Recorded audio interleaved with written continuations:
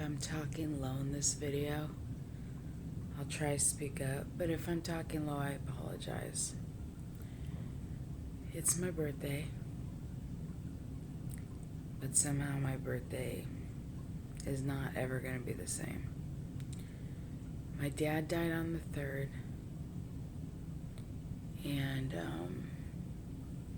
I knew something was wrong when I got like 6 missed calls on my cell phone in like an hour from San Bernardino County. And the last 2 months, I talked about my dad on my channel. That's also why I'm making this video. He had cancer and CPOD, I think it's called, where it's hard to breathe and stuff. He smoked cigarettes since he was 12 years old and developed COPD and lung cancer. And he smoked all the way, I think, pretty much up until he died. Even though he had lung cancer, even though he could hardly breathe and was coughing up phlegm, he kept smoking. And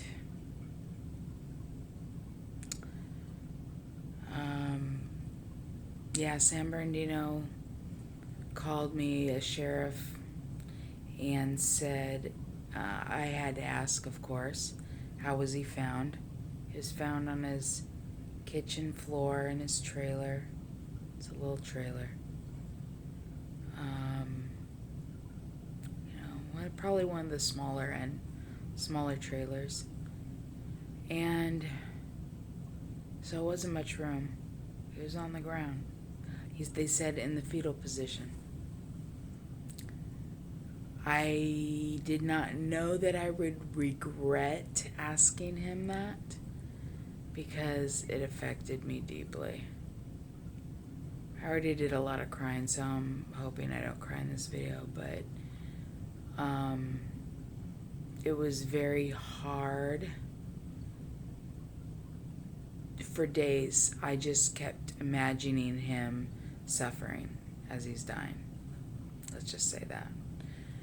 And that wasn't fun, and it's been really rough. My dad, he was my soulmate, and I loved him so deeply. Like, we both pretty much had a mad love for each other, and it's like, I don't feel I'll ever be the same after this. My mom passed also like about 7 or 8 years ago, and I wasn't as close to, so it didn't hit as hard. And just the first thought that went through my head was, wow, I'll never be able to hug my dad again. I'll never be able to hear him say, I love you, wrap his arms around me. He gave the best hugs. He was a hugger. He was like, he put his whole heart into his hugs, so it's like you really felt loved. Or I did, because he loved me so much, so I felt his love when he hugged me. But that was sad. The thought of that. Me and my mom, we weren't affectionate. Me and my dad were pretty affectionate. We were all over each other all the time. Holding hands, hugging, what do you call it? Just like sitting next to each other, all cuddly, like, I don't know, just like, we're very affectionate. My dad was a very affectionate guy. And, yeah. So that's hard. And just knowing that I'll never be able to have those moments again, and that was really hard. The last 2 months, I was not able to get a hold of him, and I knew every time I'd call him, every month he was getting weaker. And it was really, the last 2 times I talked to him on the phone, he could barely even stay on. So I knew it was getting close. I just felt it. So when I got that phone call, I knew it, pretty much knew what it was. But I tried calling him and couldn't get a hold of him for like 2 weeks. And then I was like, wow, well, he never calls me. He's always done this. He's always wants me to see him on my terms. He doesn't want to force himself into my life, so he waits for me to call him. And he did until the very end. And that's something I always fought on him about, but it never changed. He wasn't going to change. So there a lot of bad memories were coming up too, which sucked because I love my dad so deeply. So to have bad memories makes it just 10 times worse.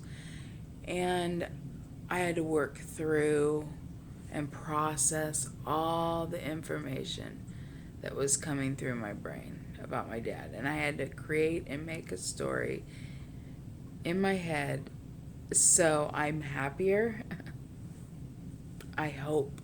I feel like I've gotten to a place, and I hope I've gotten to a place where I, you know, can deal with it better. I feel like I can finally move on. I wasn't able to do much for days. That's why I haven't made any videos. So that's what's been going on. I wanted to let you guys know. And, kind of brought you on my journey. He was going to try to fight cancer naturally. He will refuse to come live with me and me take care of him. He wanted to live out in the middle of nowhere in a trailer, about 30 minutes to 45 minutes away from town, in a car that was broken down and couldn't get anywhere. Let me tell you, I'm just glad he wasn't left on the side of the road somewhere, that he actually died in his trailer. He could have gotten, for all I know, there was a guy that lived on his property, and he claims that he's not family, so no one can love you like family and take care of you like family. That's how I feel anyway. But they didn't know each other. They weren't that friends for that long, and so there was no deep connection, I felt. So I always worried about him living with that guy and him taking care of him, but that's what he wanted to do. What am I going to do? And I couldn't live out there. There's no electricity. They have a generator. He has a generator. And I don't know if they had water shipped in, but he would get it in town or something. And so it's like, but if he was weakened then and couldn't get into town, he has to rely on that guy. And I told him, I said, Dad, if there's ever a problem, just, if you're struggling, call 911, go to the hospital, go into a home, have him take care of you.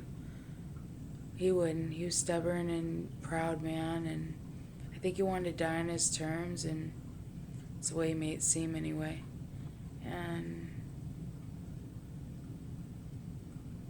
I was thinking he was probably miserable living like that, but that's all he knew. So he was used to it. He didn't like the city life. And after my mom's divorce, pretty much, he went out in the middle of nowhere after that. Kind of lived like a homeless guy almost, But he wanted to do it. I admired him when I was younger, living like that. I wanted to, I loved camping and stuff. I was an outdoorsy girl, so I admired it. I thought it was cool. But as I got older, I got conditioned to the city life, and there's no way I can do it now. So he has a property. I might inherit him. I don't think I want it. It's like, I don't think I'll ever go there. I'm going to have a hard time just going in his trailer and trying to get the stuff. It's just the guy that lives there. I guess he'll just live there until whenever. I don't know what's going to happen. But anyway, there's a lot on my mind. I don't even know where to begin. Well, that song from Maroon 5, Memories? 2 days before my dad died, that song's been on my mind. That was interesting to me because that's the very song that helped me get through just that phone call. I wouldn't have been able to call the sheriff's station and all that. I would not have been able to call without that song.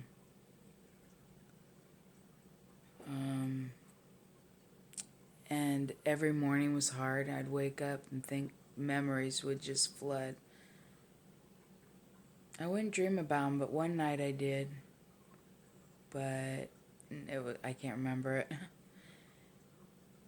And yeah, that memory song, memories bring back you. Whenever I'm sad about my dad or having thoughts about my dad or missing my dad or whatever, I would play that song. Every morning when I woke up, I'd play that song. And it reminds me to celebrate his life instead of mourning. Celebrate the life that he had. These are the things that I've been learning through all this, how to deal with the loss of a loved one. Even though I went through it before, like I said, I wasn't that close to my mom. So I didn't really have to process anything in the same way. There was like really, I don't know. I didn't have regrets. I had more with my dad, I guess. I've always been striving for his love, like his attention and stuff like that my whole life. So that was coming up a lot to process. A lot of daddy issues. And you know what? This has been so therapeutic. Actually, a parent dying that you're really close to really gets you to look at yourself and like, well, who am I? Who am I without this person? Who was I? What did I become? Like now there's nothing left to strive for. There's no attention I have to, try to get. No unfinished business inside my heart. Like I always wanted deeper relationship with him my whole life than I had. But he was so busy all the time and he kept busy, I think, because he was really sensitive. But anyway, won't get into like what kind of person he was yet. Maybe I never will. I don't know. But anyway, maybe I'll have some stories later on. But yeah, I don't know. It's really tough when you really are connected to a parent and then they pass away and you relied on them maybe to get you through some hard times. I always tried not to rely on him, but I would have to say there's been times when I relied on him to get me, and he helped me through many times when I was up against a wall. But I never felt I needed him. I just desired and wanted him more in my life, but well, I made it through this without crying, I guess it looks like. Well, I don't know what to say other than I've been it's an instant course on living in the moment and taking it moment by moment, just like a drug addict, day by day. You just gotta get through the moment, get through the pain and process all the information. Try to process it. I think talk therapy is really important. My husband's been really good at just being quiet and listening. He just allows me, whenever I want to talk about my dad, he just allows me to talk. And sometimes I feel like, gosh, if it was me, I probably would have been like, you gotta stop talking about him. But I probably wouldn't be like that, you know what I mean? But like maybe he's just being polite, but it's helped anyway. I appreciate it. And my husband's pretty wise and he understands me pretty well, so he can really help guide me through this too. And that's been important. Having people you love around. And then I realized, I thought, wow, this is odd. Both my parents are gone now. That's a weird feeling. That's a new feeling for me and very weird to know you're the only one left. I don't have brothers and sisters, so it's just me. No kids. That's it. Just me. That's a weird feeling. And then I remembered I had a couple other friends that had their both parents die.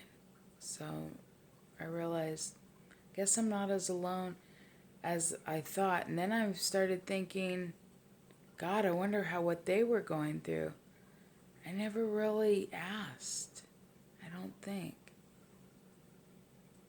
I mean, yeah, usually ask like, "Oh, how you doing?" And then when they tell you, "Oh, I'm okay," you just stop asking eventually. You know, I don't know. I was thinking about if they still struggle with it or anything or what. I thought I was going to live with this pain. I just wanted to forget. I was like praying to God, can't I just forget? Can we just process later? I'm like done processing. You get to a point now. I got to the point where I'm just like, oh, I got tired of just being sad all the time, you know. And then I found some videos on YouTube. Thank God for YouTube. That's what also encouraged me to make this video. Thought, well, if maybe someone can relate and whatever, maybe it can help them. Give them some ideas on what to do. But how I'm dealing with it day by day. There's a book I'm going to be reading called Mindfulness, and I think I'm going to get something on like the Power of Now or something, or just like read stuff on it or watch videos or something like that. So to kind of help me, remind me. And I thought I'm going to take all my love and all my energy that I was putting into my dad all these years, and I'm going to put it into me. I'm going to take care of myself. I'm going to eat healthier. I'm going to start working out again. I stopped for a while. I was going to start a thing on my weight loss, but I just stopped working out, which I gained some pounds around the holidays, and I just lost it, so I'm back to square one again. And we're going to be doing that. So in honor of my dad, his dying wish would have been for me to lose weight. That's the only thing he ever wished for me. Like, gosh, Lori, I really wish you'd just lose some weight. Lose the weight, not be like your mom, because my mom was heavy set. And that always got in the way of their relationship too. So I, want to be the best version of me. There's no one else to put my energy into other than my husband, and he's pretty self-sufficient. He's fine. I guess. I don't know. But then I could put more energy into him, so it works out for him. Gosh, it really makes me want to bond more with my husband, I feel, too, because it's like he's been through there with me through my mom's death, now my dad's death. It's like, wow. He's been there with me through the two hardest parts of my life. Well, I mean, I had about 4 hard parts of my life. Maybe that's why I had a couple nervous breakdowns in my life. I'm not going to lie. And, yeah, a couple of them. So so when you go through hard times like this and you come out stronger, like I feel like I am, I feel like I'll never be the same. I feel like a better version, but it's like, I don't know, I'm also having a second awakening. Put the link down below to my spiritual channel. I'm going to be starting that. So I'm going through a second awakening. At the same time, it's 2020. Welcome 2020. Happy New Year. If I didn't tell you guys, I don't know. And I think I did. I think I made a video. But anyway.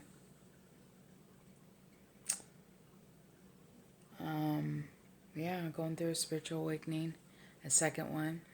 I didn't think you can go through a second awakening, so I'll be posting a video about that. And all spiritual stuff if you guys are interested in what I believe in at any time. Yeah, you can follow me there. And I'll put links to my Instagram and Twitter and all that, Facebook. I'm pretty hot. I'm pretty interested in Facebook. It's been my thing lately, so don't know why. I feel old, but especially when both your parents die, it makes you feel older instantly. I didn't feel old until my dad died. I go, wow, I'm next. I thought I might even die because of a broken heart because I go, he was my soulmate. I go, oh boy, I was really watching myself. I allowed myself to emotionally eat, which was funny because I'd be like, I'm going to eat my feelings right now. But being aware and self-aware that you're emotionally eating is not the same. So I take a few bites and then put it away. But so yeah, I lost some weight. It was even eating whatever I wanted, which I'm going to share with you guys too on this channel, what I've been doing. Because I do have some tips, believe it or not.